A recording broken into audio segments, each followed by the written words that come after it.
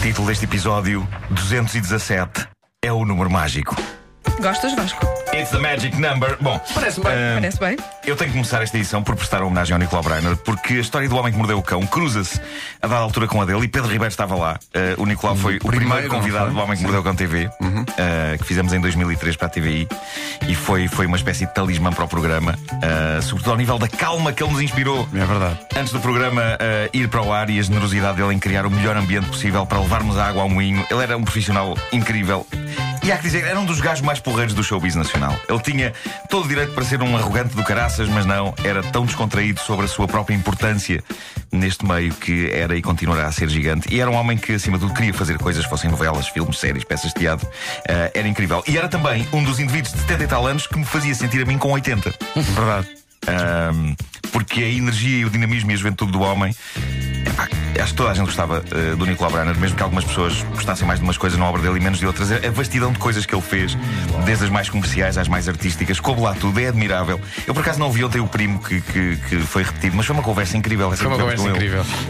Eu tenho desse primo, lá falavas da quantidade de trabalhos que ele fez. Sim. Eu perguntava se ele era muito perfeccionista, se depois, quando se via, se analisava muito, muito friamente tudo o que ele fazia. Ele só respondeu: oh meu querido, a mim pagam para fazer, não pagam para ver. Era o grande lema da vida dele. Sim, era o grande lema. Bom, e como ele tinha o sentido do humor que todos sabemos que ele tinha, penso que a melhor homenagem que lhe pode ser feita é seguindo em frente com o humor. E eu tenho aqui uma notícia épica que nos leva até à província do Namibe, mais precisamente à ilha quase desértica de Mungongo. Mungongo, província do Namibe, em cada pacotinho uma festa de 8 frutos. É lá que vive Francisco Sabalo Pedro, protagonista de uma notícia maravilhosa que a agência Lusa espalhou ontem e que urge que analisemos neste fórum. Porque eu já disse isso mais que uma vez. Eu quero acreditar que isto é um fórum de qualquer coisa. Claro. Francisco é angolano, foi militar na tropa colonial portuguesa, tem 68 anos, sabe os nomes de todos os filhos e sabe reconhecê-los na rua se os vir, a todos. O que dito assim parece uma coisa parva, mas talvez compreendam melhor a importância deste feito quando souberem que Francisco é pai de 217 pessoas. É lá. Ele tem 217 filhos. A última contagem, porque isto pode ser dinâmico. Pode estar sempre a mudar, não é? Eu digo, eu não me lembraria do nome de todos se eu tivesse 50 filhos. Mas este homem tem 217 e sabe tudo sobre todos. Incrível. Francisco Sabalo Pedro vive então na ilha de Mungongo com a mulher, Dona Eva, com quem é casado desde 1975. E eu sei em que é que vocês estão a pensar. Vocês estão a pensar, pobre Dona Eva. Sim. Mas calma que os 217 filhos não saíram todos dentro dela. Calculamos. Tudo é possível neste espaço, neste fórum. Tudo é possível neste fórum. Ele é casado com ela desde 1975, mas ele e a própria Dona Eva vivem com mais 42 outras mulheres, mães de todos aqueles filhos. Não há segredos, todas têm conhecimento umas das outras. Ele é fundador de uma igreja, a Igreja de Jesus na Cruz da Missão do Evangelho, e diz que estas mulheres estão todas com ele, não pelo modo carnal, mas pelo modo espiritual. Pois, claro, por isso é que nasceram não sei quantos 200 e tal filhos. Foi pelo modo espiritual. Nasceram 217. Sim. Também é espiritual. Sim. É como um bacalhau, é. Mas diz ele que estas relações com estas mulheres são uma cerveja e uma espiritualidade a seguir. Exato. Claro.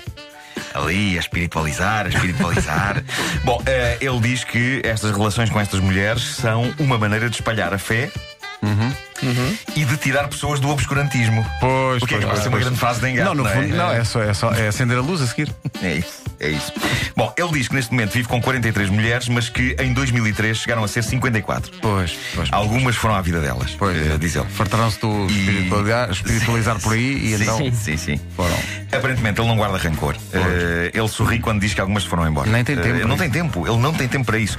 Entre os rituais do dia a dia está a decisão tomada entre as 43 mulheres sobre qual delas passa a noite com ele. E ele faz questão de sublinhar que não há aqui nada de poucas vergonhas. E que tudo isto é em nome do Evangelho, claro, e em nome de Deus. E é neste ponto que eu imagino Deus a dizer: vamos, se calhar, ter calma, porque ninguém me perguntou a minha opinião sobre isto. Este senhor dá a entender que é um escravo nas mãos delas. Ele diz que, pela vontade dele, era ele que ia de casa em casa passar a noite com elas, mas que elas é que querem ir à casa dele. E ele tudo bem. Pois. E diz ainda que não há competição entre elas. É tudo na boa. Mais detalhes giros nesta história. Para além das 43 mulheres, que já foram 54, e dos 217 filhos, ele tem 175 netos, 35 bisnetos. Quando atuarmos no Mel Arena, vamos todos imaginar que estamos na ceia de Natal da família deste homem. Exato. Okay? Ele diz que não garante saber tudo sobre os netos e os bisnetos. Sobre os filhos sabe, mas não garante ter todas as informações sobre os netos e os bisnetos. E outra coisa formidável, ele diz que ao viver com 43 mulheres de quem tem todos estes filhos, sabe perfeitamente que está errado e que isto não é a maneira decente de viver. Só que sabe a quem atribuir responsabilidades. Diz ele, e passo a citar: sei que estou no erro, mas é o próprio Deus que me mete neste erro. Eu cumpro a vontade dele. Pumba. Mas estou errado. Depois admiro-se que Deus se irrite. Não venham cá com queixinhas que a culpa não é minha. Ele não queria. Sabes que há aqui um problema que é: os filhos conhecem-se todos uns aos outros. Mas é uma boa questão, não sei. Porque imagina, rapaz conhece rapariga. Não é? Pode acontecer. O que é que pode acontecer? Espera, antes de mais, quem é que é o teu pai?